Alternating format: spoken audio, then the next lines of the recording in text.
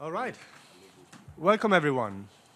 My name is Matteo Landi. I work for the United Nations Industrial Development Organization. I'm very happy to welcome you in the event that we're co-hosting with the United Nations, with UNDESA, in fact, the department, the Division for Social Policy and Development. Today's meeting will be as interactive as possible, so I decided to disallow any presentation. It's also live on the UN WEBTV. We're also recording in VR 360 and in 4K, whatever that means. No, that's it. Seriously, I really would like to make this interactive, so I would like to ask the people to join us in the first row, because I don't like to see this. Since I can see some people seated in the back, please join us in the first row. The topic of today, I think it couldn't be more actual.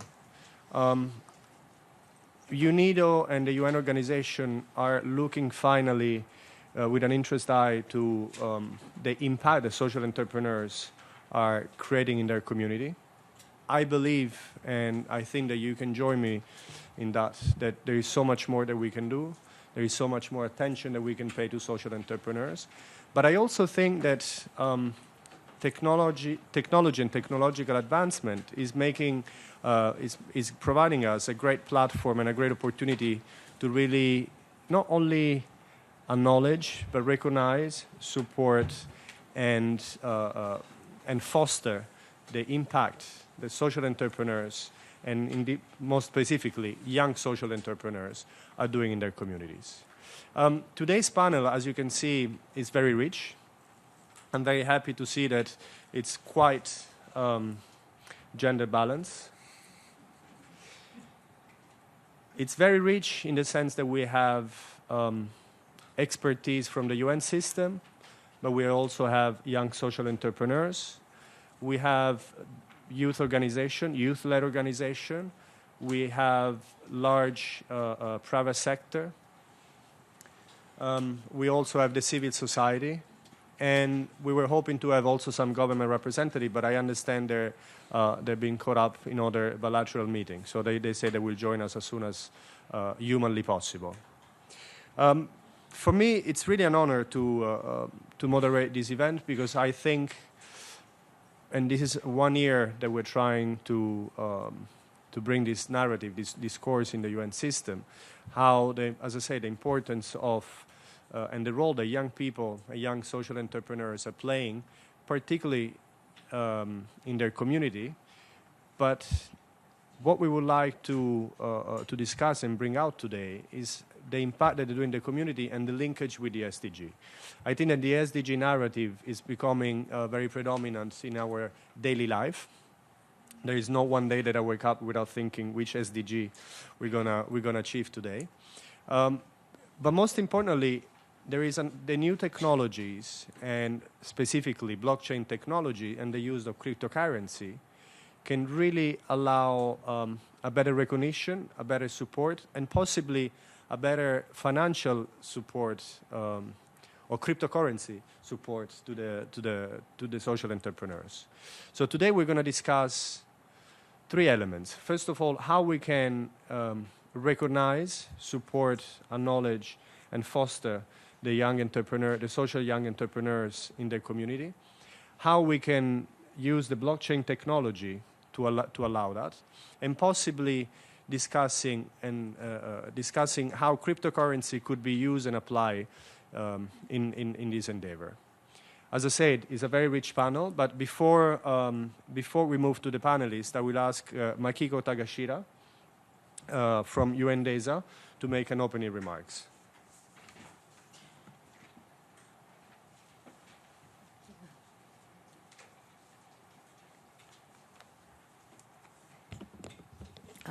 Thank you very much.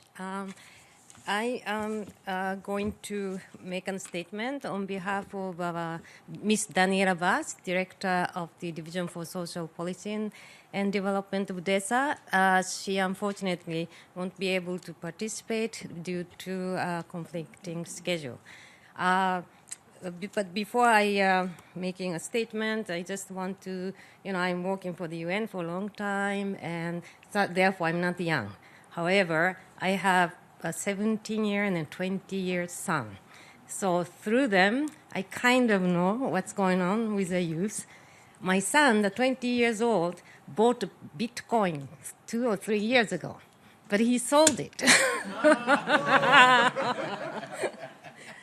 And I think it was a stupid thing to do, but anyway, he still survived. So the current, this topic is very, I know it's a very upcurrent, and usually in our, UN, it is very current topic. But anyway, my job here is to provide some overall framework, so I will make a statement. The topic of today's event, social entrepreneurship for the SDGs through blockchain and cryptocurrency, is very timely. As you already know, the Commission for Social Development had the Emerging Issues panel yesterday. I'm not sure they attended, but on the theme of towards sustainable and resilient societies, innovation and interconnectivity for social development. At that panel, sorry, I need a glass. At that panel discussion, the need for multi-stakeholder platform to address both opportunity and challenges that new technology, innovation, and physical and virtual interconnectivity bring to society was highlighted. The Commission was encouraged to provide such a platform to promote equity, inclusion, and equality, including gender equality, during the transition. In order to enhance accountability and transparency, the United Nations is also expected to promote a new sort of new governance of innovation. Our division prepared a note by the Secretariat as a background document, and if you haven't read it, please do so, because it captures a wide range of important issues about new technology, innovation, and interconnectivity.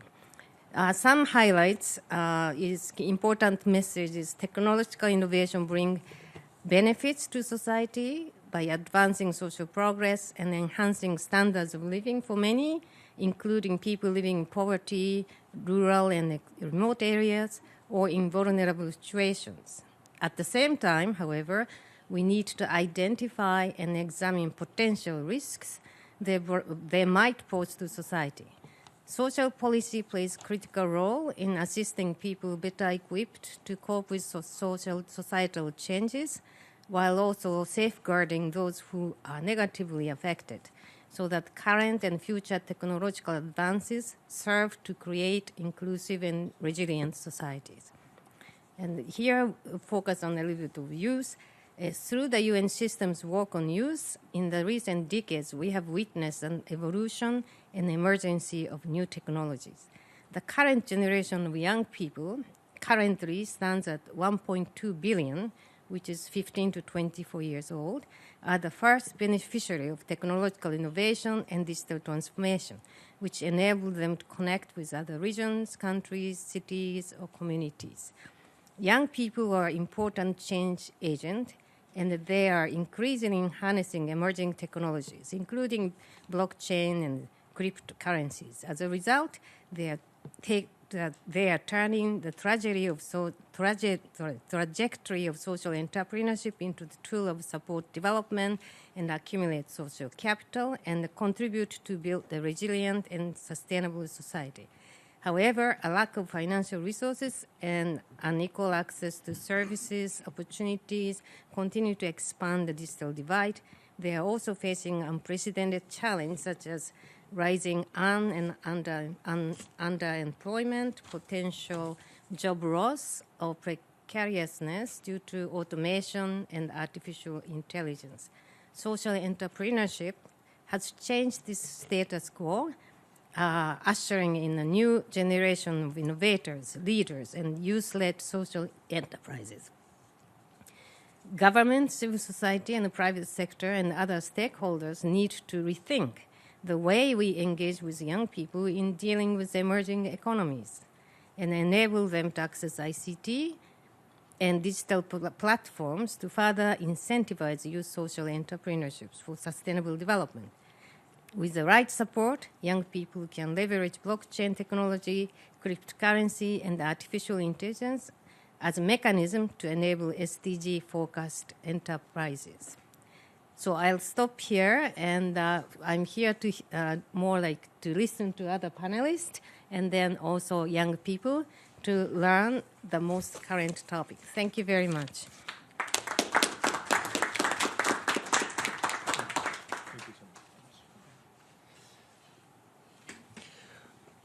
Thank you very much. So before we move to the panelists, I would like to make a little exercise. We are bringing three very complex and yet very interlinked subjects on the table, which is social entrepreneurship and the making of the community, blockchain technology, cryptocurrency. So maybe let's set the floor and try to give, not a universal definition because that would be too beautiful, but let's try to give an understanding of what is a social entrepreneur. And maybe I asked Francesco, yesterday you were able to provide already a very clear cut definition in a couple of minutes, and that was, if you could repeat that, then I will ask a couple of social entrepreneurs that are on the panel to speak about what it means for them to be social entrepreneurs. Then I will move around the table here to speak a little bit about blockchain technology. I know the other you were in Davos speaking about that, so it would be great if you can spend a few words about that experience and what it means and what is the trajectory, as you were saying, the blockchain technology can bring us. And also, Miro, if you can complement also with the new ideas that you have in that domain. And then, Anne, you have a great expertise in pulling together the different part of these puzzles through the SAP Next Gen. So I'm very curious to learn a little bit about that. And then cryptocurrency. So who's going to talk about cryptocurrency? No, I'm joking. I already have my, Ari will be you again. But then I also know that there is somebody from UNICEF at the table that I would like to ask later to give an intervention. They have an amazing a blockchain team and also an important fund to support this type of initiative. And then I really want to hear from you. I want to reflect with you. As I say, this is a very open discussion. It's an exercise that we're trying to pull together different experts and expertise, but also we're trying to build a new narrative around these three concepts. So, Francesco, give us in a gist what is a social enterprise. That's a very challenging thing because there are many definitions of social entrepreneurship, and it's something that people tend not to agree about. But anyway, let's have the very basic that probably everyone agrees about is that a social entrepreneur is an entrepreneur. So is a person or either individually or through a company that develops a product or a service which he or she wants to sell on the market. And so it has a potential market. But at the same time, he or she doesn't care only about the profit side, as any entrepreneur does, but also, and that's the half of what he or she does, about the social impact. So the social impact means that that product, either the product or service or good that is sold on the market, is able to make the difference in solving a social issue in a specific community, or the way that, in fact, the company is structured is solving that same social issue. So once, at the end of the day, a social entrepreneur wants to know that I'm able to sell the product or service that I'm producing, half of it, and the other half is I'm able to make an impact on a specific social issue. Very effective.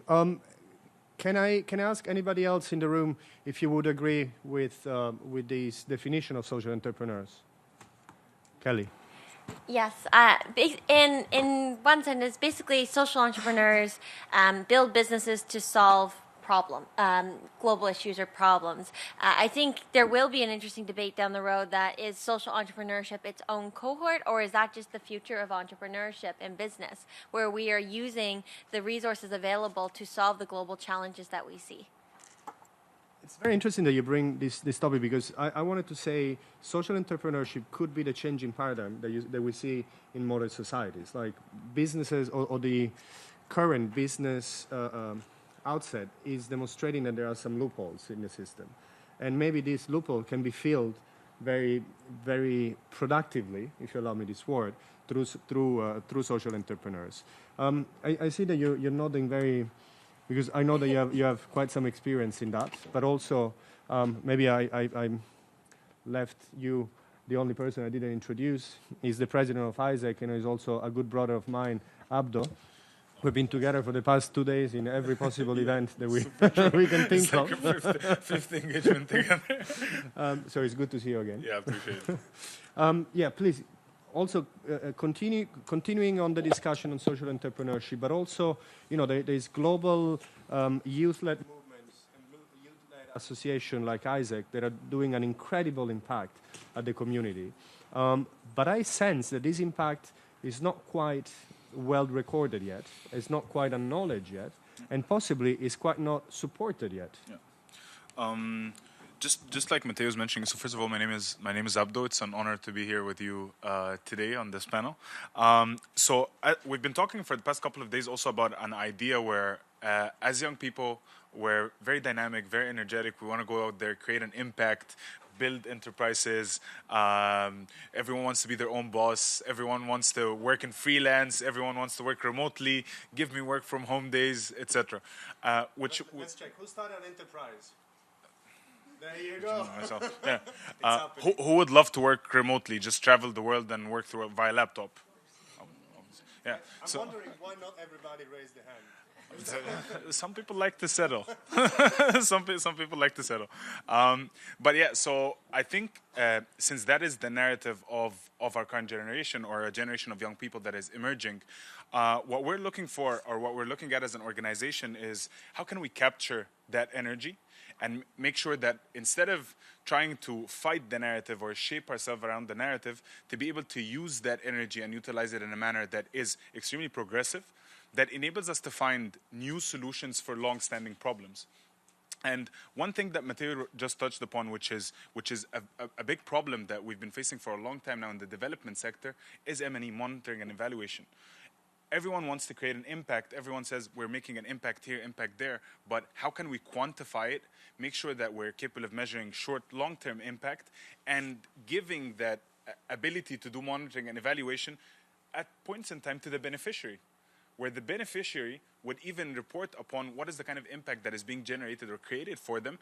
And as a youth organization, or as a group of young people that are working towards that, how can we add that part to the narrative? And when we're going to discuss later on about blockchain, and you will hear some fantastic ideas down that line, it is a very possible technological solution, where basically we're banking on that capital of trust that exists between young people as part of a common generation. We're banking on that idea of things such as, who here owns a smartphone?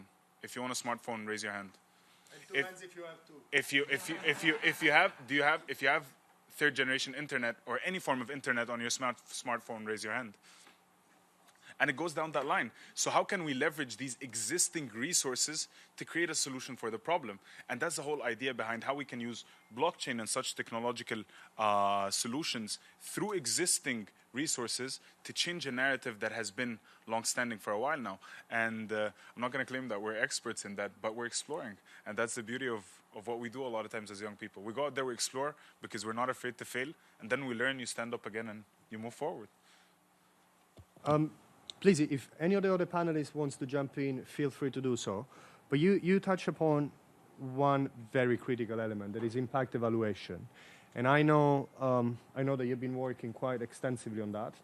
You have also set it up a platform that is trying to capture and acknowledge and report on this impact evaluation. Maybe you can spend a few words talking about that. But I will return on the impact evaluation and ask another couple of people what they think about impact evaluation. But before we do that, you have to go to the next one.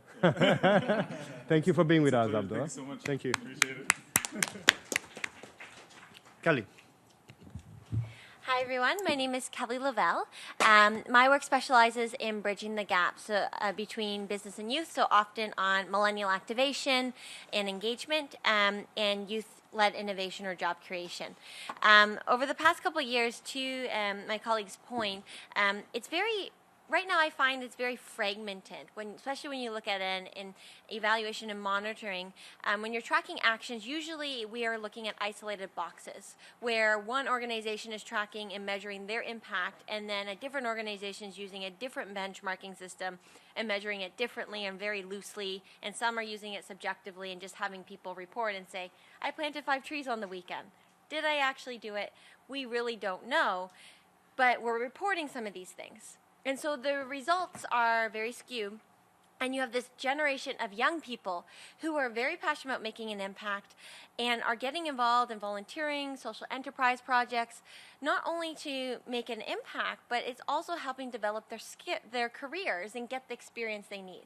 So over the last couple of years, I've been building a platform called My Effect that looks to capture the impact through a blockchain mechanism where the onus of reporting happens in real time as the actions happen and is documented in a data trail with embedded data.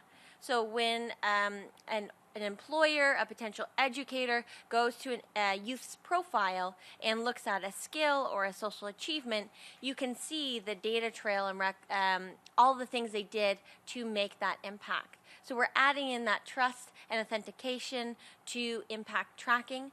And in the process, you get the real-time monitoring of the data for organizations to utilize with their programs.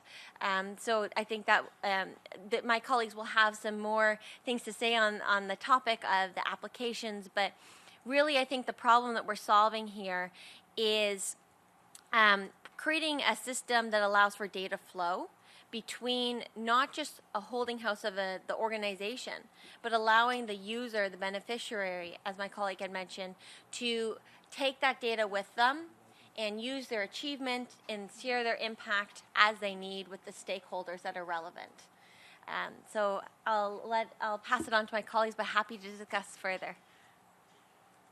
So I saw a lot of people nodding, but I also saw a lot of question mark on the face of people. So I think that there's still quite a lot to expand on these subjects. I think the data flow and how we can capture the data is quite important.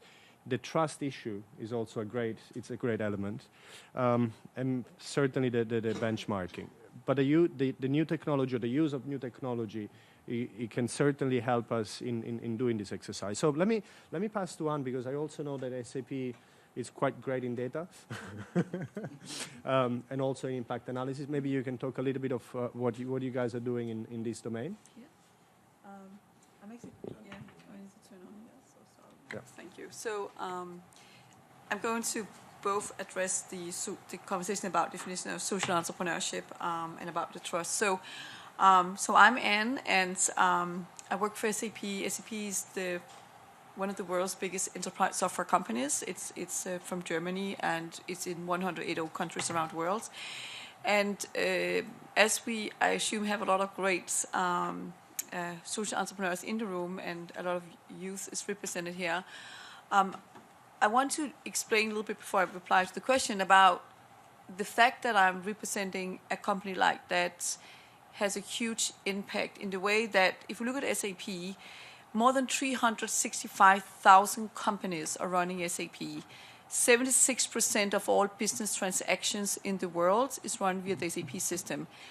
An example that we all kind of care about, 78% of all food moved from A to B is moved into SAP ecosystem. We have 17,000 partners. So if you think about that for 2 seconds, and we think about social entrepreneurship, so my role in SAP, you probably hear my dialect, I'm not from US, I'm from Denmark, but normally I live in Silicon Valley, and right now I'm in New York because I just set up a huge innovation space in New York at Hudson Yards. I have a team all over the world. We open Innovation Lab every single week at university campuses. We have a network of 3,200 universities. And what I do with that is that I'm actually working with the matchmaking between the mind of youth at academia, at universities, with accelerator startups. And the interesting thing when you look at startup as an accelerator, especially coming out of Silicon Valley, is that the question is, when you are an entrepreneur, whatever you are inside a company or you are externally, like you are a startup, and that's why I believe that social entrepreneurship, just to add to what was said, was that I think that we are in a certain time right now where social entrepreneurship is becoming the normality of being an entrepreneur. That means that what we see, the maturity, because I represent the corporation here, is that since we opened here in New York, and I welcome you all to come there, we have a great meetup scene there at Hudson Yard. We have been open for 8 months. We have more than 9,000 visitors, more than 3,000 corporations, and that's really the big companies of the world. Companies of the world today, they get it. They are so committed to the 17 global goals. So if you are a social entrepreneur, they want to meet you, they want to work with you, they want to engage with you. I believe that we will get very soon to a point where you cannot be an entrepreneur without being a social entrepreneur. I believe we're getting to a point where you can't be a developer without being a purpose-driven developer. Purpose-driven mindset is becoming normality. So when we get that clear, and I see that trend happening, I was also at Davos last week, and that was kind of like, there were two key, or many topics at Davos last week, but 2 key topics. It was blockchain, and I represented there because for UN Women, I'm running the She Innovate program, which is a program where we are building a platform. 22 industries are coming together with UN Women, and I'm leading that program globally, where we're building a platform where women need a seat at the table to speak innovation. There's a lot of blockchain education in that program. But what I'm trying to say is that purpose is becoming a normality. And how do you then measure that? How do you make sure that that impact is that we actually drive and that we actually reach the 17 global goals? So what we are doing at SAP is that you might know that the World Bank are collecting data ongoing about how the world, how companies, government institutions, how citizens are contributing to reach the 17 global goals. And we have ongoing at Hudson Yard, we have a digital boardroom, which is something called SAP HANA, which is our database, where we are working with those numbers and showing how the KPIs behind the 17 global goals, the framework, is being reached. So that was a long reply to your question. But I want to say, representing industry, representing one of the biggest enterprise software companies, and I know as a social entrepreneur that you can have your challenges, but I'm just saying that the industry, they are so much welcoming what is happening in the world right now. They're so committed, and that is what's going on. So if I capture what you're trying to say, is the industry is welcoming social entrepreneurs, but there is also a number of new mechanisms that has been put in place that are ready to report and record the impact. Yeah. And this is great, because this is one element that we believe if we really want to achieve the SDG, this is the only way that we can actually get there. Thank you very much, Anne, for that. Let's keep on the Davos corner here. Blockchain technology is your bread and butter for the past years, as well as cryptocurrency. Tell us a little bit more of what's happening in this domain, and how is this connected to social entrepreneurs, and then we move to how it's connected to social entrepreneurs in a certain specific field. Sure. Well, thank you so much, Your Excellencies. It's such an honor to be here back at the United Nations talking about these issues that are so near and dear to my heart. My background is in social venture capital. I'm from Silicon Valley and started investing in blockchain technology and cryptocurrency companies back in 2013. And spoke at Stanford University back then about how this could really impact our social and environmental impact. But it wasn't until 2015, being the International Chamber of Commerce representative to the UN, that we were really able to consolidate all of these social and environmental issues and show how really the private sector can work for sustainable development. So now we have this incredible framework where we're able to really measure this impact. And I think that that's really where social entrepreneurship and blockchain technology can come in. It's going to take about $120 trillion to achieve the Sustainable Development Goals. So this is really something that governments nor civil society and the nonprofit sector can do on their own. We need businesses involved as well. And I think that now we're seeing this new industrial revolution coming up, and young people are really starting to do that. And the United Nations has been an incredible leader in this space in supporting these new social entrepreneurs. And want to really thank you, Matteo, and UNIDO, as well as Miroslav, for really supporting that. Last year at the United Nations in Vienna, we hosted a blockchain social entrepreneurship hackathon and teaching young entrepreneurs about how they can help achieve the Sustainable Development Goals using this new technology. Back then, the cryptocurrency market cap was around $15 billion. Last month, it hit about $500 billion. So you guys were really doing it before it was cool. Yeah. And we really saw that in Davos last year. We unfortunately didn't invest in it, though. We saw that in Davos last year there was maybe a small side event on blockchain, and now it's really everywhere. So this is really an idea whose time has come, and it's been exciting to work with different UN agencies on this issue, especially the innovation team with the Secretariat. We put on a Technovation Talks and hosted this UN entrepreneurship initiative connecting innovators across sectors and UN agencies for sustainable development.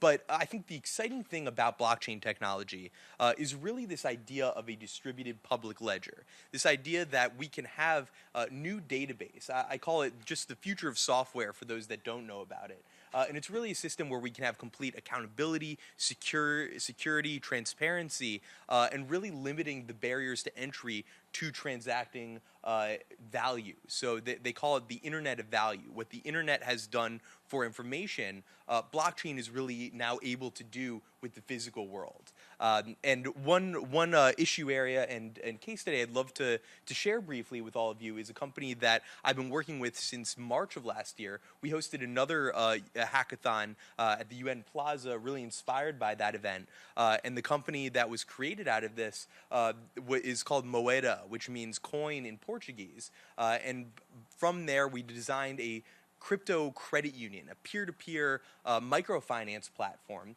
that we raised $20 million in 2 weeks for back over the summer, and are now investing in our first 18 projects in Brazil on investing in social entrepreneurs that are women-led for sustainable development.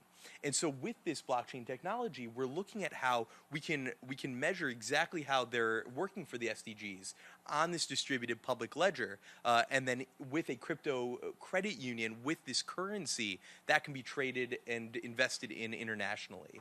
And this has really redefined the venture capital industry. These ICOs have now overtaken with $4 billion raised. Anyone can invest any amount of money in these new startups. And I think that the more that we are able to align the blockchain and cryptocurrency world with the social entrepreneurs and the sustainable development goals, the closer we'll get to those global goals.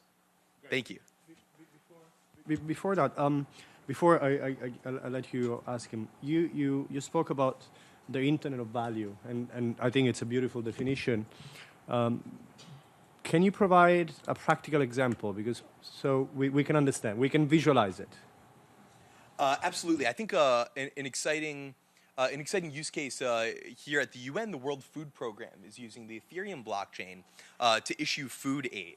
And this is something that has been very inefficient, very difficult, all paper focused. And now they're able to use retinal scans to be able to find out who the person is and then directly issue them that food aid. And I think with that, they've saved about 90% of their costs. So things like that, they're able to, it's just the future of data management that you can really keep track and tokenize these physical goods. And just to add to that and kind of maybe link the two concepts of the social entrepreneurship piece and why blockchain is so important, particularly in the social sector. To Ari's point, the efficiency in data management and trust. But why this is important in social entrepreneurship is classically social entrepreneurship as the kind of evolution. There's issues and barriers often encountered in terms of getting investment or kind of proving an ROI of why purpose matters. And you see this also in industry with companies. Before, there was this thing called corporate social responsibility, and it was sponsorships and things that CFOs probably didn't like because it was just write-offs, and they didn't think that those dollars were really going to ever come back. The concept of being able to measure ROI on purpose and show that it actually has a place on a bottom line, it allows investors to go behind it and fund social entrepreneurs. It allows companies to see the value of infusing more work into purpose in their companies. And I think that's really where the two concepts really merge, of this disruptive technology with a passion to solve global issues with a social focus in business. Is it allows for that ROI to be realized and for other people from different levels, so different stakeholders, levels of leadership, to recognize it and trust the records. Thank you. Well put. Miro, we've been talking about the blockchain. I know that you've been looking at how we can apply that in a certain specific field, which is the energy efficiency, energy consumption. Just a few words about that. I think that you have to wait until it becomes red. Yes, it's getting red. No, so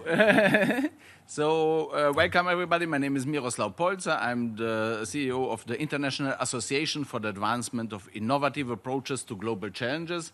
And the innovative approach that we have is that we try to set up the conceptual framework and the information and communication technology infrastructure for multi-stakeholder engagement and especially youth engagement in global goals achievement. Especially on the climate topic, we see 92, we've had the Rio Earth Summit, the UN FCCC, the Framework Convention on Climate Change has been adopted, then Kyoto Protocol and everything, but the emissions are not going down. We thought national governments, international organizations will solve the problem, but they are not solving it, and the market is not solving it. So we need now to find new ways to give value to climate action and really to make the connections between those who are taking action on the local level with these resource spots that are out there. And the climate challenge is the biggest challenge of our world, of humanity these days, and there are cohorts of an army of young people who are standing ready to take action, but they are lacking resources. They are, part of the problem is that people don't trust them, and there's a big transaction cost to channel resources to young people. But based on blockchain technology, we can help to document, verify, crowd evaluate, and incentivize youth climate action. And we are working on the development of projects in the context of the Green Climate Fund, because Green Climate Fund, there should be from the year 2020 onwards, every year $100 billion of climate finance from the developed countries for climate action in the developing countries.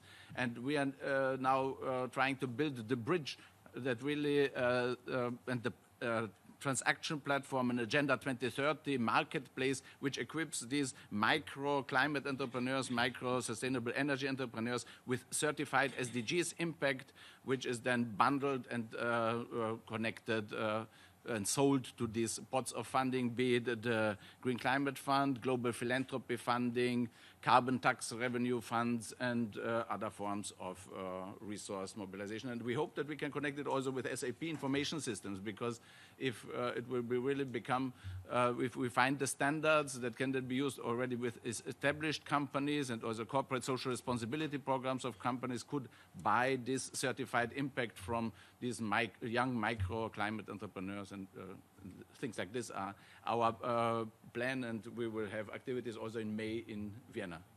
Exactly. I think it is appearing clear that this is not a one-off event. We're really, and in fact, we don't necessarily believe in events, but we believe in putting together the right minds and the right people to continue this dialogue and to improve the narrative. You were speaking of funds, so maybe I can ask our colleague from UNICEF to speak about their funds and the great things that they're supporting, also in the blockchain technology. And then I will pass a little bit more back to the social entrepreneurship and the social enterprises like you to give us the feeling of what it means to be a social entrepreneur.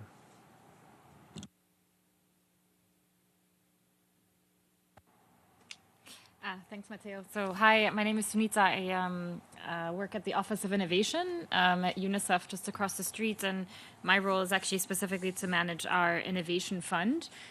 We provide seed funding to startups registered in UNICEF's program countries, so those are largely speaking developing and emerging markets.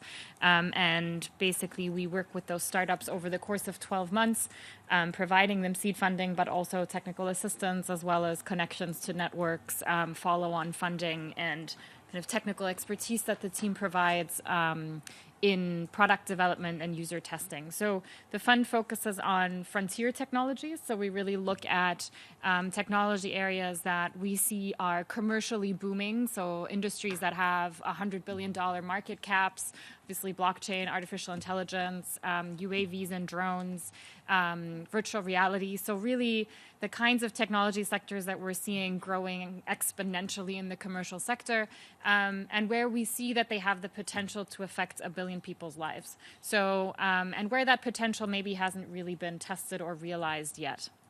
So we're looking at early stage prototypes. So really working with companies that are at the early stages of developing their product, still need to complete user testing and actually testing it in the market. Our most recent call for application focuses on blockchain. And so we are looking for startups registered in those markets that are developing blockchain-based solutions. We accept applications until the end of February. And would be really grateful for all your support in spreading the word. We are looking for really startups that are doing innovative work, and as I mentioned, they don't have to be particularly mature in their product development, and which I think in this space particularly is exciting to be part of that journey as companies are exploring the different applications. So we have all the information about the call for applications under unicefinnovationfund.org. And specifically, you can also check out unicefstories.org/blockchain, which presents the call, but also talks a little bit about the areas of interest for UNICEF specifically in the blockchain space. So thanks so much, Matteo, for giving us the chance. You're welcome, but I give you the chance because I think that first of all, I know very well the work that you guys do in innovation, and is remarkable, but also the fact that you're investing, you're a very special fund. You're investing, but you're also supporting the entrepreneurs. And I think the combination, financial and non-financial, if we want to simplify it, is extremely important, especially for new startup and especially for social entrepreneurs. And that brings me exactly to Francesco, because you've been supporting, in fact, social entrepreneurs and the narrative behind social entrepreneurs for quite some years. And I know that you're very adamant, and also you have learned what are the key elements that should be applied to support social entrepreneurs. Maybe you can share a bit of your wisdom and your knowledge, and then we go to a concrete example. Well, thank you, Matteo. Thank you also for the kind words. Let's see. So I want to start just by saying one thing, because I've been in the UN system also for a while, and I was here in New York for a while. And so something that I want to share with the room here is why, the United Nations are engaging with social entrepreneurs. Because personally, until 6 or 7 years ago, I wasn't dealing with social entrepreneurship. I knew very little about it. I had a background in international relations, and I was dealing here with the Secretariat on a number of issues that were related to, I would say, the global issues that the UN normally deal with. So in my case, I was specifically dealing on violent extremism. So how, in fact, the connection with social entrepreneurship at a certain point came about. And I want to say it because I think it is relevant to the conversation. It's something that the United Nations are realizing, which is, I was working for an entity that is called the United Nations Alliance of Civilizations at that time. And so basically what we were realizing is that some of the best innovative solutions at the local level to solve issues that we were caring about, such as also violent extremism, youth disengagement, migration issues. Some of the best solutions were in fact provided by social entrepreneurs. And not only that, but the social entrepreneurs were able to provide solutions that were going to become, that were sustainable in the long term. Because if the UN or other international institutions were intervening in a way that was grant funded, then at a certain point, I mean, the solution was eventually more or less viable. This depends on how the project and program is set up. But then at a certain point, it stops, or it works only if this continues to be funded. So basically, it was sort of a realization that the best allies to be effective in the long term were social entrepreneurs. And that's when, personally, I said, okay, that's wonderful here. I'm going to do something else. It was an investment, I mean, personally from my side, to start to work on social entrepreneurship. So I want to share what is personal, but because it talks to the conversation that we have right now. Now, to respond to what Matteo has asked, I'm not going to talk on the specifics of the program. The program is called Entrepreneurs for Social Change. It runs at the moment mainly in the Euro-Mediterranean. Ahmed is one of the entrepreneurs, one of the alumni that we had. He might say his experience and he might say what he's doing. But why the program is great. Why the program is great? Why not? Why not? But beyond that, what I want to share is that so after having worked for a certain while now, these 6-7 years in the sector, what we see is that this sector is extremely dynamic. It has about 40 million employees, so 40 million people around the world work in the social entrepreneurship sector. The budget that is mobilized by social enterprises around the world, if this was a country, would sit in the G8. And not only that, but it is very interesting that about 90%, there have been studies that about 90% of the social enterprises have a certain focus on the green economy. It doesn't mean that their products or services are necessarily related to the green economy, but the way they structure the social enterprise is green.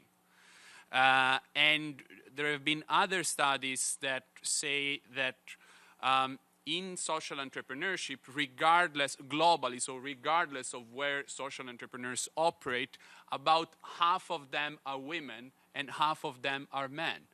Whereas for entrepreneurs that are not social, normally the percentage, the ratio is 1 out of 3. So it means that social entrepreneurs are operating a change in the system and they are advancing a certain number of issues. Now, I'm going to go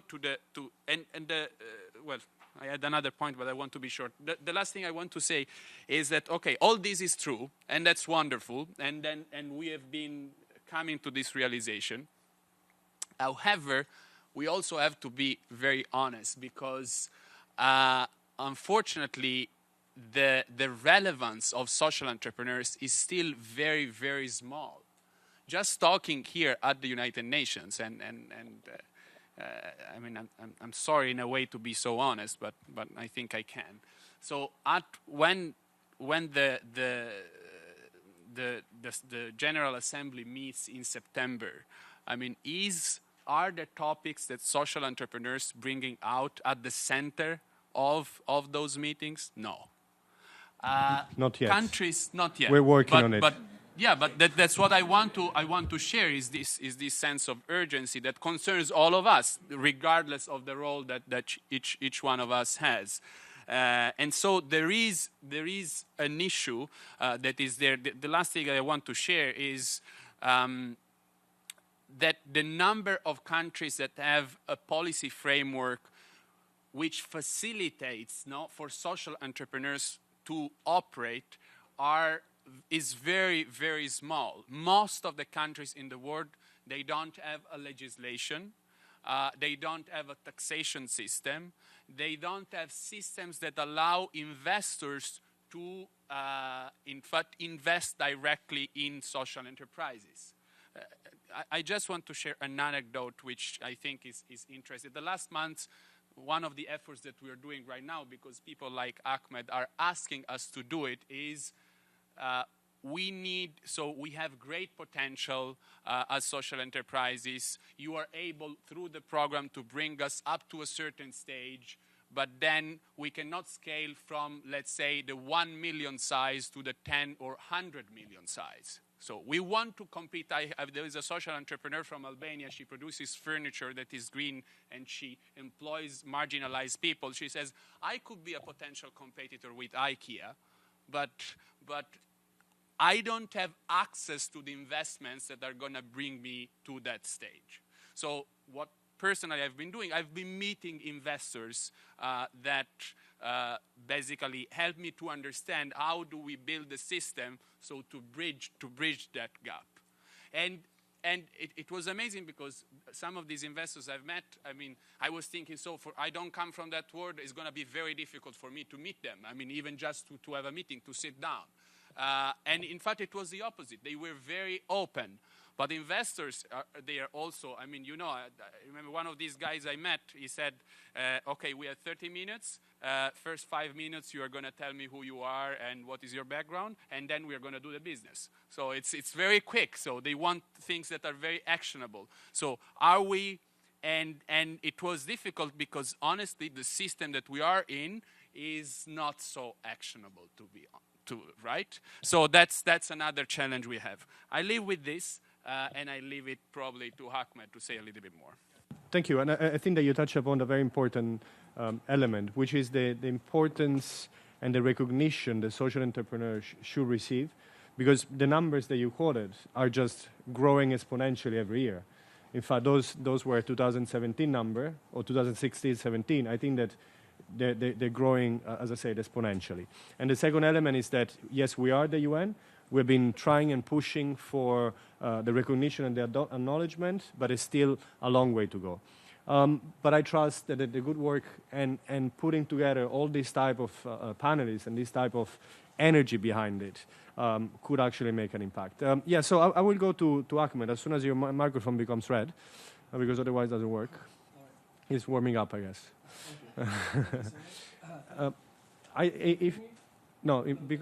Try this one.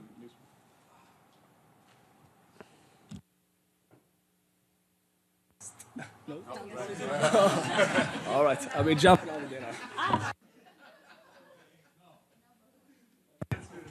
Perfect. Okay, thank you so much for inviting me to be in here today. So my name is Ahmed. I'm 27 years old, and I'm from Tunisia. Thank you, first of all, Francesco, for your honesty. So I was not expecting this kind of critical discussion, which is so great. So I'll go back in time 3 years from now, when I was just an IT engineer who didn't know anything about entrepreneurship, about business, about social business. I just come from a country where our economy is so not growing as well after a revolution. So we were trying to encourage the SMEs creations and entrepreneurship as an only solution, not as an option. So everyone was trying to launch his own business. So I created I'm not going to mention the product and the service, but what's so important here is that I was applying for many competitions and many programs and many fellowships, including E4SC, Enterprise for Social Change. And I was selected. I didn't know why. because like there were like thousands of applications of great social impact, and I was even wondering what is my social impact. I didn't know what is the impact area in or the added value in social life of my project. Because what I did know is that it's when it comes to empowering women or children or hiring people with special needs, this is the social impact. And I think that through this program, I realized that maybe in each project, even it's for-profit business, you can get or identify a social impact part of it. So if we talk about social entrepreneurship, from my modest experience, we have to identify the social issue first. So in countries like Mediterranean countries or North African, where I come from, unemployment is one of the biggest issues in our countries. So the fact that you are launching a business and you are creating value and you are able to hire people to create employment, this is a great social impact. And I'm gonna try to link the technical side and the IT field with the social entrepreneurship, because when I was an engineer, people say, come on, just go to work in a company like software or hardware or whatever. So I think that there is very, very, very huge, we can link both IT and entrepreneurship through using technology to create products that might be able to ensure this social impact. So something else. So after launching my project, I was more involved in social entrepreneurship. I was on the other side wearing the other hat, which is helping people and trying to find these youth who have great ideas. So I was managing one of the U.S. Embassy's projects in my country, and we were going to the regions. Actually, in Tunisia, we have a very centralization problem, which is in the coast. We have great infrastructure, we have opportunities. In other cities in the south, there is not. So we were trying to reach these people, and I was very surprised by the huge potential in these guys who didn't even have the opportunity to express and to show to the world what are they able to. Now I'm living in San Francisco near the Silicon Valley, and like for 6 months, I've been realizing that what's the only difference between us and here in this, like, you know, the hub of the entrepreneurship in the world, it's not because there are better ideas here or better products. The only difference is that there is no, we don't have the same infrastructure, we don't have the same opportunities, we don't have the same resources and the same market. So from my perspective, like, talents are everywhere in the world, but opportunities are not. So how to link these people in our countries from like what they call the third world, and trying to link them with these opportunities. So people say, okay, we have many investment funds and we have many entities that encourage these startups, but how can you do this if you are like 1,000 miles away? How you can do this if you cannot build the relation of trust between the investor and the entrepreneur? So I think that via programs like FRSC and others, it's great to make this first step to connect these guys together, but we need a sustainable and a continuity process strategies in order to achieve this global impact. Yeah, what else? I think, yeah. So yeah, one last point just to finish with this. So the definition of a social enterprise. So it's not supposed to be a direct impact. Sometimes if you are a for-profit business, you are selling the product and you are generating money, but you can reinvest these revenues in activities that are related to the social impact. So we don't have to make restrictions when we talk about the social entrepreneurship. And one last point is that now all of you know that there are thousands of programs that are trying to create entrepreneurship. We cannot create entrepreneurship sound in the people. Some people are supposed to be, some people are not. So instead of spending billions and millions of dollars in order to make trainings for 100 persons, it's better to have like a smaller number of people and trying to work deeply on these people that they will try to hire and try to make the sustainable economy growth. Yeah, thank you. Shikram Ahmed. I think that you want to react on that. Before you that, I think that what I'm treasuring from board intervention is the importance of intermediary institution, intermediary support structure. And this is true. I'm working in entrepreneurship development for quite some years, especially for young people, and we realize how important is this support services, non-financial, but also, of course, financial. So I think that, Kelly, you want to react to that? Yes. Just a follow-up to the comments made here. I want to, again, kind of connect it back to the topic of why blockchain and measurement is so important. And I'm going to use your example, actually, of your colleague with the furniture in the IKEA, because I think that's a really nice visual that people can understand. To Matteo's point earlier about the need to showcase and recognize the work of social entrepreneurs, I think can't be understated. The value, if you could buy a sofa from IKEA and for a comparable price buy a sofa that also employed marginalized youth, was it?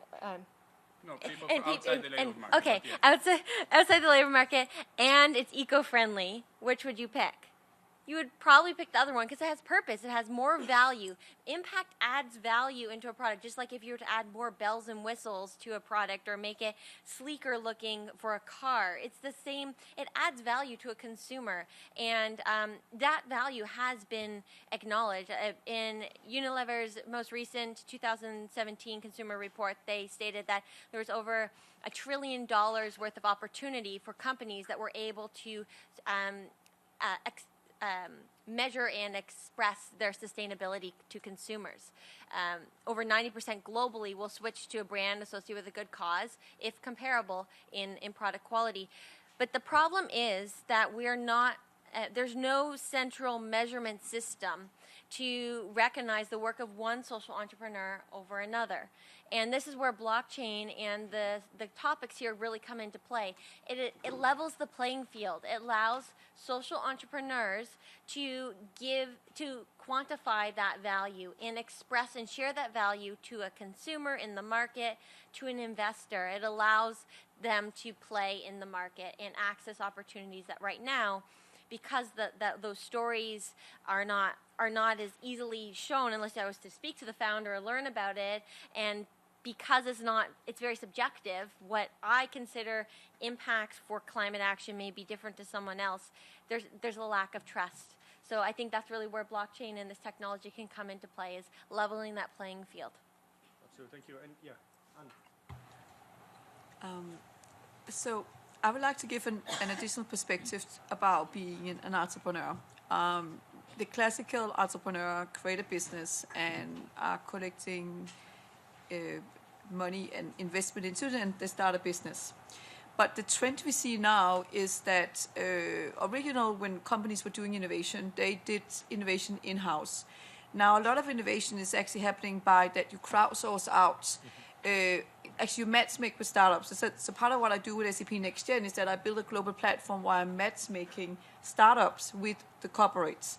Because we need to understand, now we speak about blockchain here, and whenever we speak about blockchain or machine learning, in order to create new experience technologies, there's a lot of new knowledge that need to be learned by, not just by the young generation, but also by the generation of people who run the big corporate companies and companies in general around the world.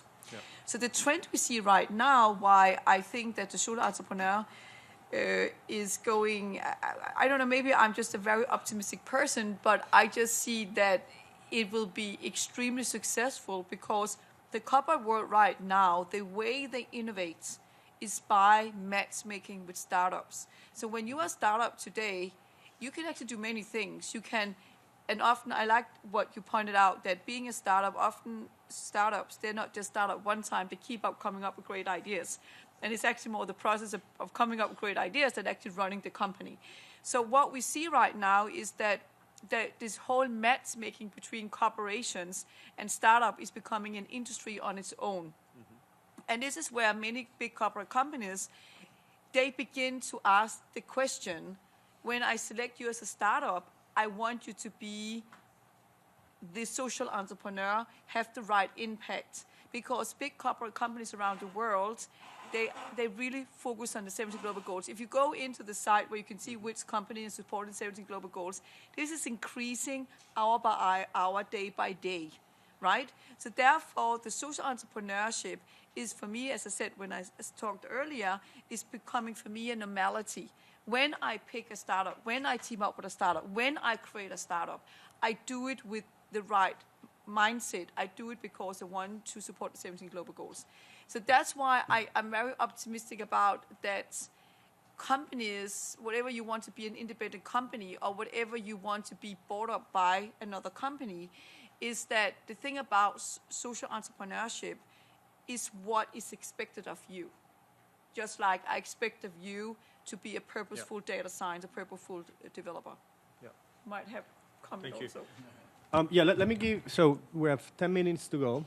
In these last 10 minutes, I will ask you to react on whatever you feel that is either hasn't been touched upon or has been said that you wanna elaborate a bit on that.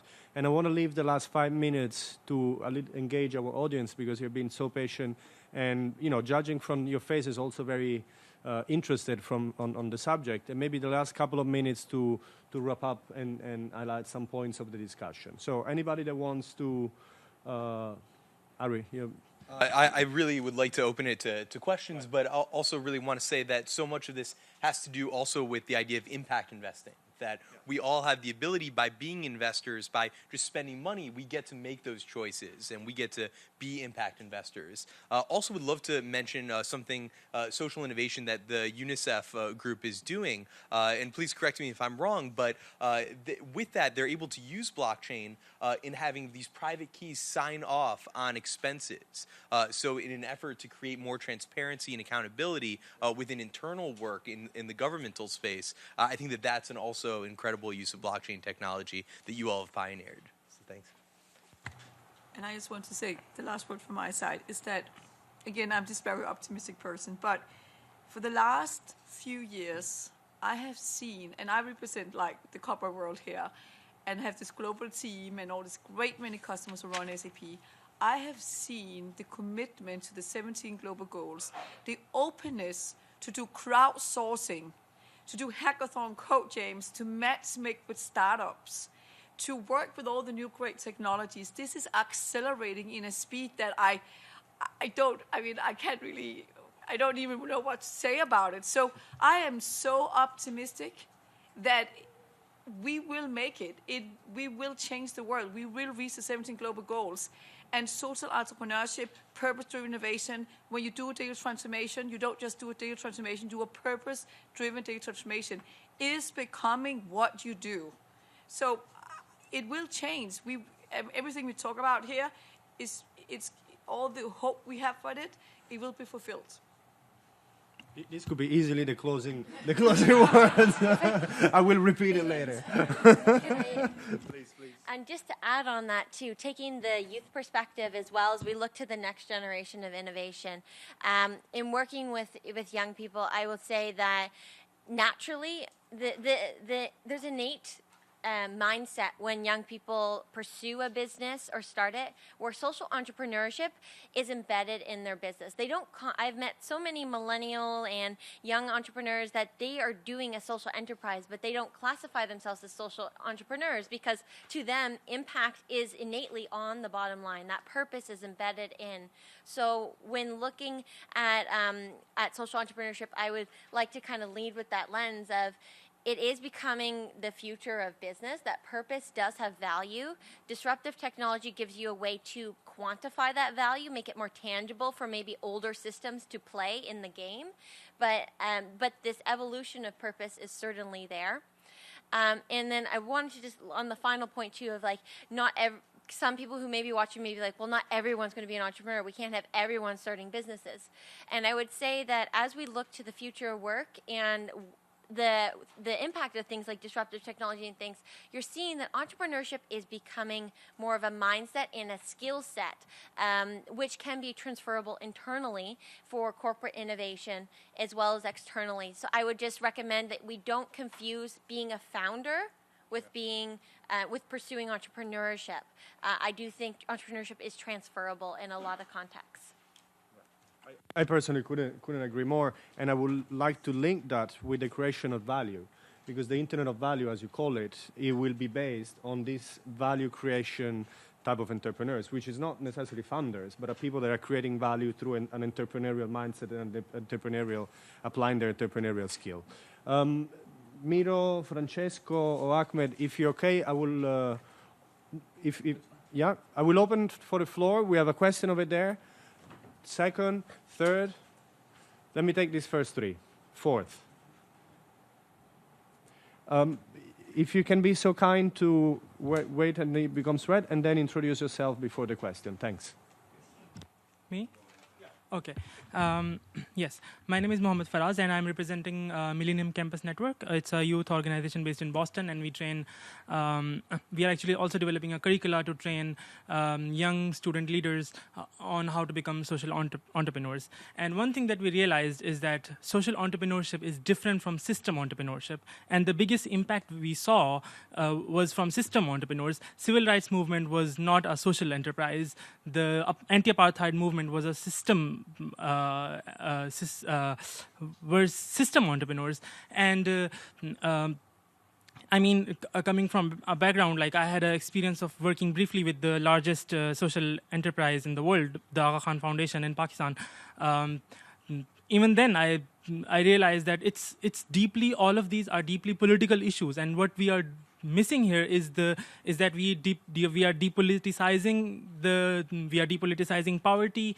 We are professionalizing so-called third worldization of the real fundamental issues. And I hope we don't live in a world where in General Assembly these solutions are being sought from social entrepreneurs. I mean, when in India, when Narmada Dam was constructed, all those displaced people were protesting against World Bank.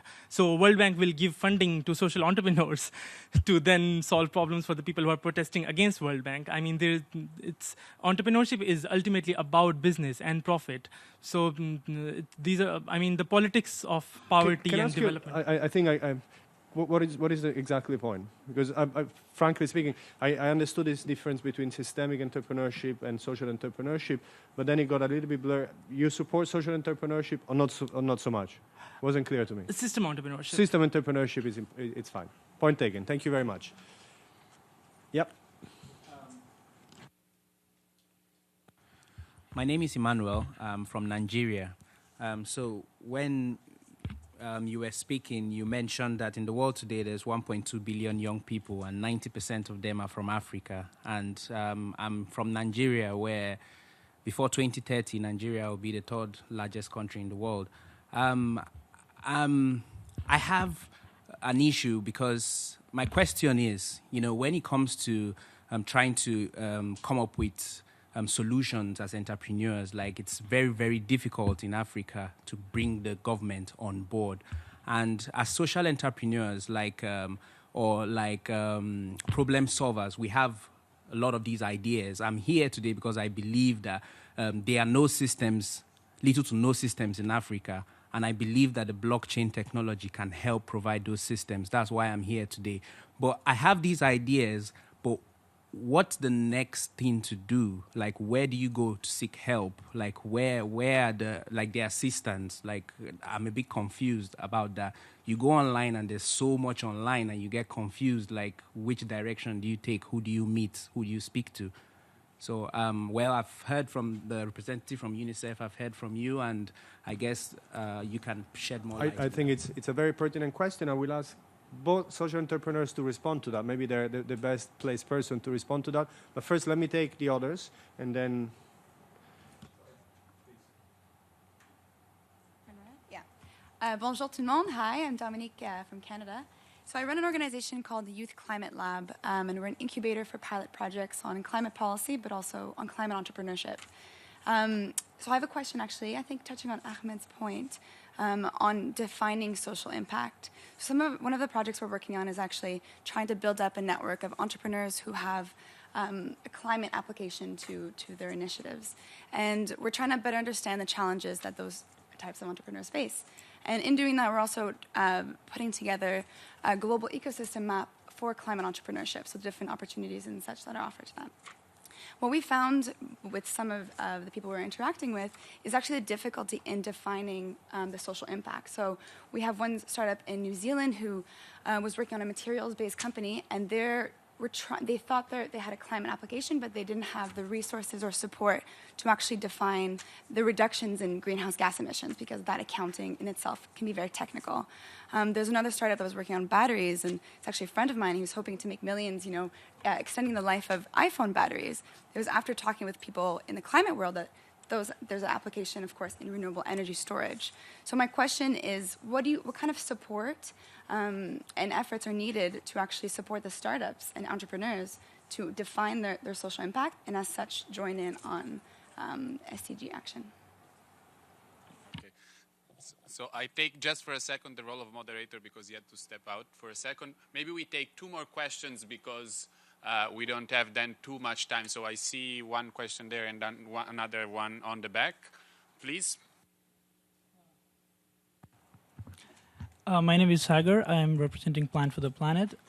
We have the Billion Tree campaign. People around the world have planted 15 billion trees, and we are going to launch the Trillion Tree campaign.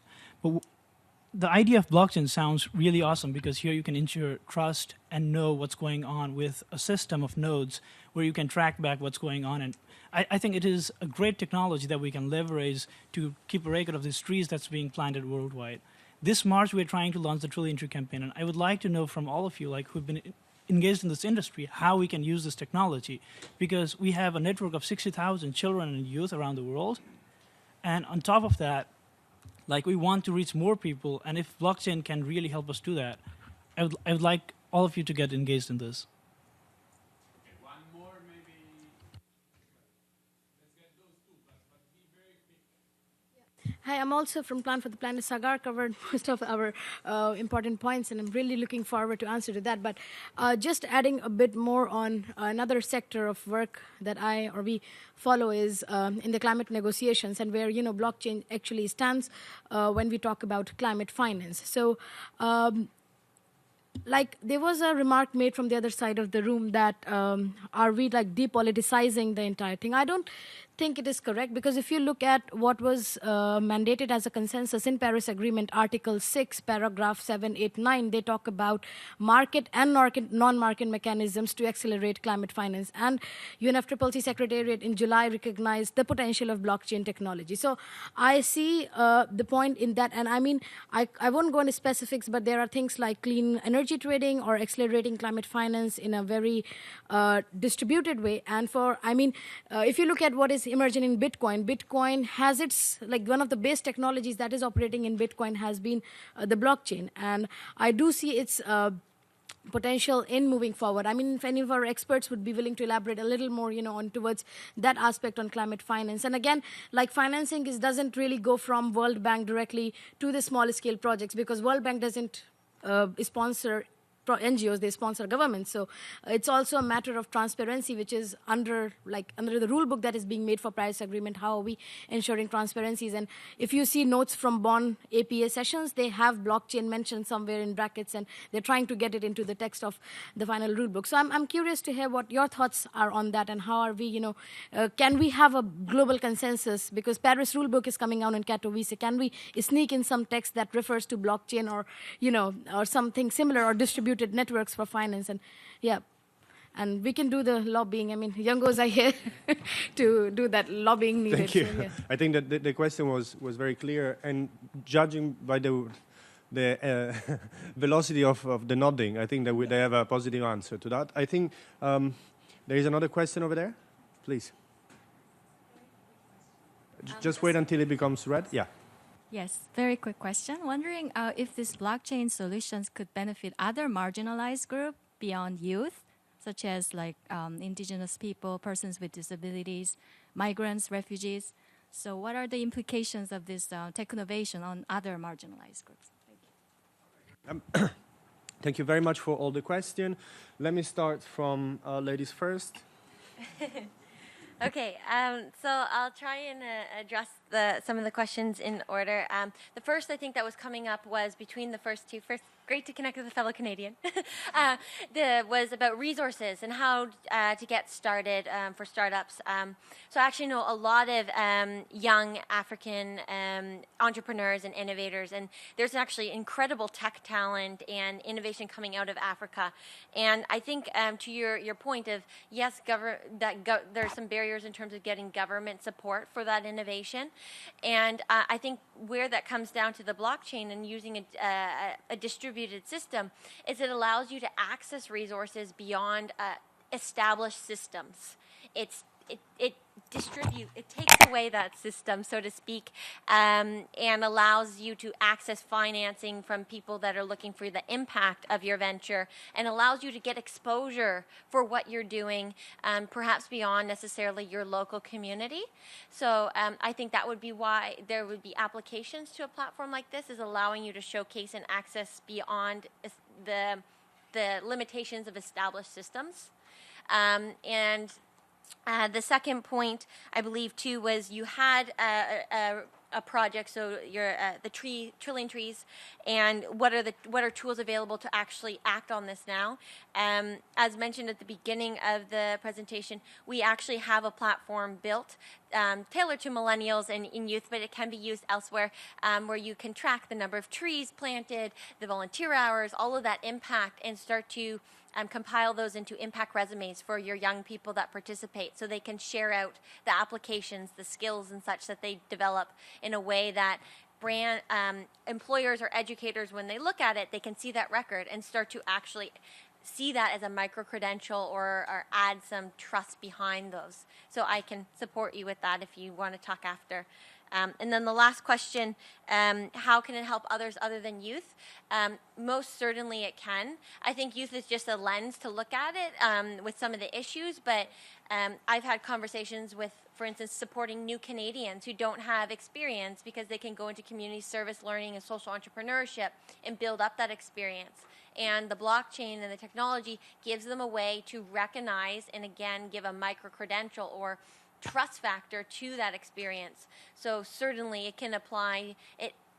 Overall, I think the theme is it's leveling the playing field across the board, whether you're a social entrepreneur, whether you're coming from a marginalized community. It's giving access beyond established systems that may be a little clunky or not working with the evolving dynamic society that we're entering. Thank you, Kelly. Let me complement with just one word. Especially for African developing countries, I think and I believe there is organizations like the UN and other similar organizations that are playing and are trying to play a great role in advising government on what to do to better serve their constituency, including young entrepreneurs. I mean, I know that the work that UNIDO does with entrepreneurship has been recognized by many governments, and also we're trying to build the same narrative for social entrepreneurship. So I think technology can build bridges between governments and entrepreneurs, but there is also intermediary institutions like the UN, for example, because I know civil society organizations are also trying to do that are really working together. And I think now is the moment that more and more we're getting all together for the same global goals.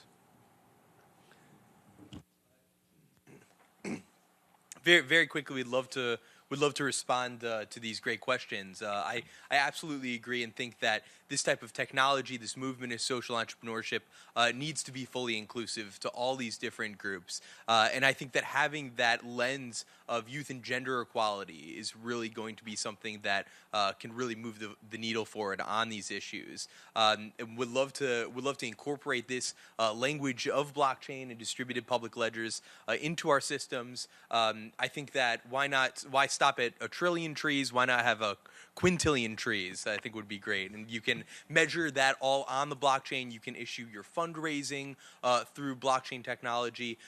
Think of anything you can do with software can be done better with these distributed public ledgers. And we'd love to talk more about that. And we'd love to talk more with you about the networks of social innovators and blockchain experts. Unfortunately, in this space, there are many scams. There are many issues that need to be addressed. Because it's moving so quickly, we still need to be vigilant and really do our due diligence on these issues, but not throw the baby out with the bathwater on that, and really help move that whole movement forward. And then just to finally address this idea of social entrepreneurship and the role of corporations. In the United States, for instance, now we have this idea that corporations are people. And if that's the case, I think the question becomes, how do we make them good people? And now we have this legislation of benefit corporations where we can align fiduciary legal responsibility of a company for a social and environmental impact. So I think that that's the real question. How can we align our market forces to really have the greatest impact possible? And that we still need our social and political movements. But I think in the economic world, in the private sector, we can really align our businesses to help achieve those goals as well. Thank you. So, representing one of the world's biggest enterprise software companies, SAP have, of course, solutions within blockchain.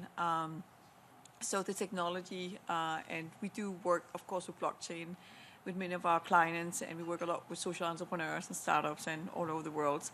I think when I kind of heard in general, a lot of different kind of use cases, like you talk about how do we do this?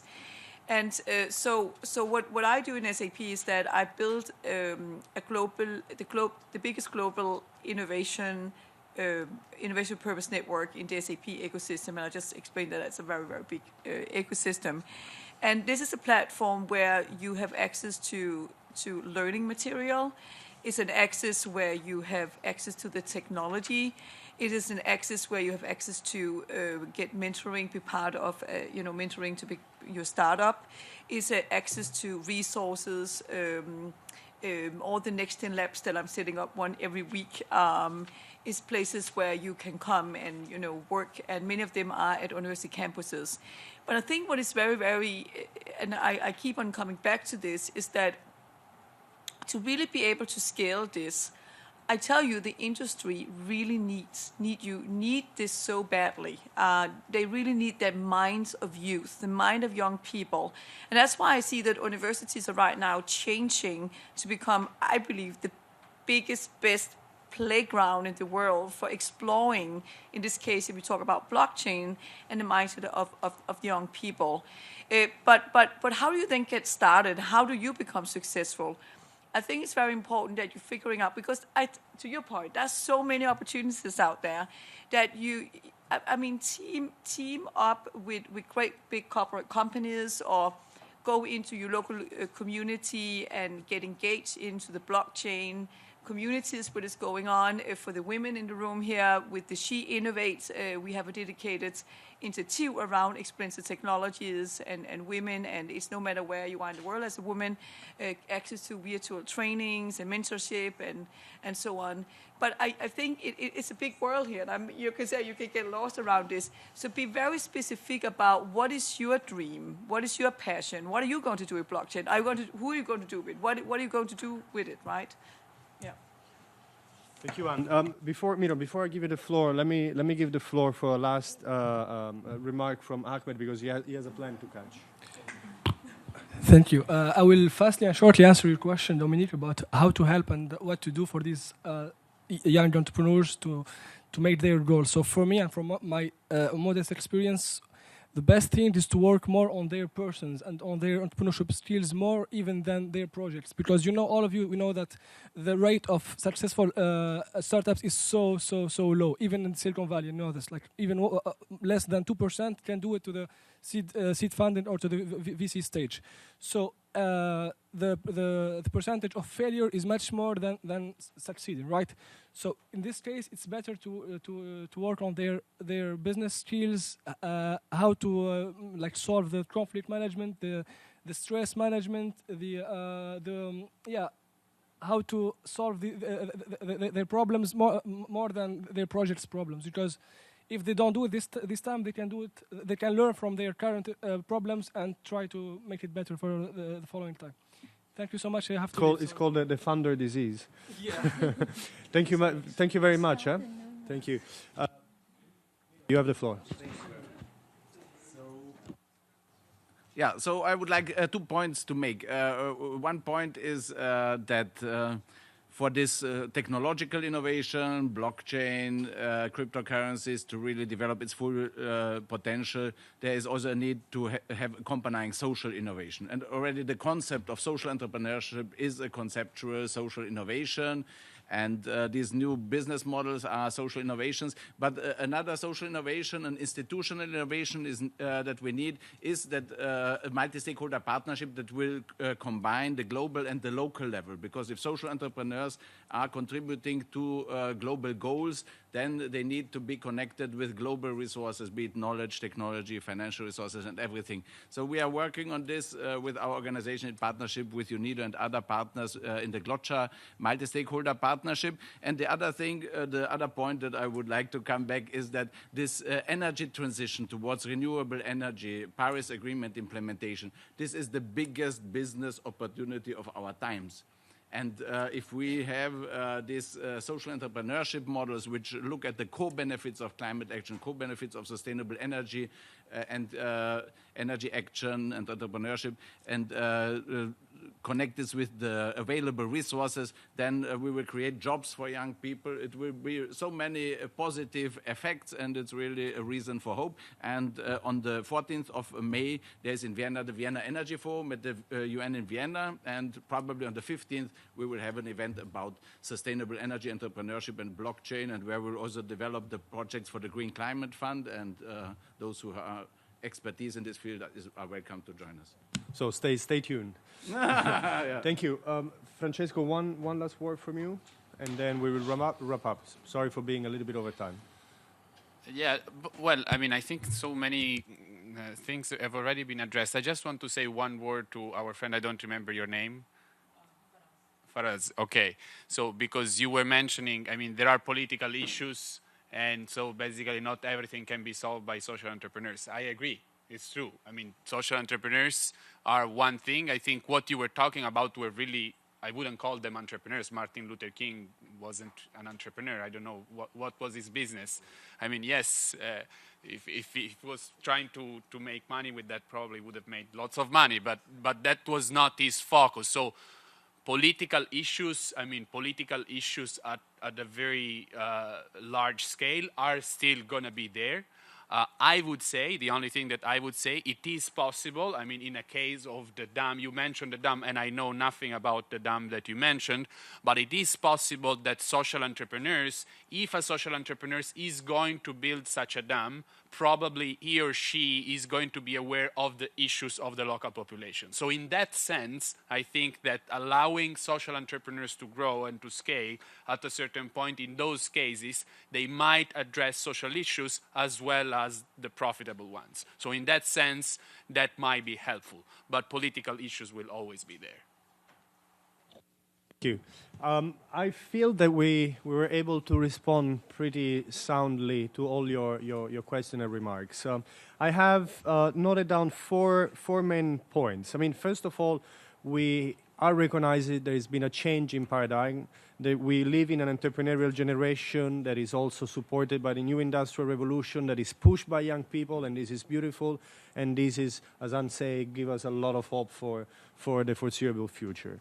But we talk about a very important thing, that we are able now, finally, through blockchain technology and another type of intervention and the building of trust, and also the very power of young people, to evaluate the impact that social entrepreneurs are making in the specific community, and we're also able to link that with the Sustainable Development Goals.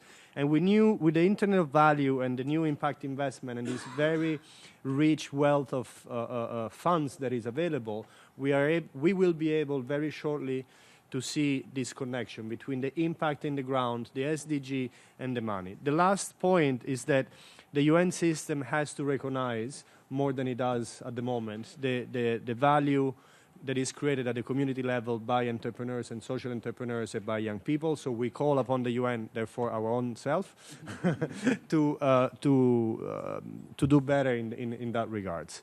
On that final note, I hope I was able to capture pretty much everything that it was discussed today. You have been a beautiful and engaging and nodding a lot audience, which is a good sign. I thank you very much for your attention, and I hope to see you in the next event. Thank you.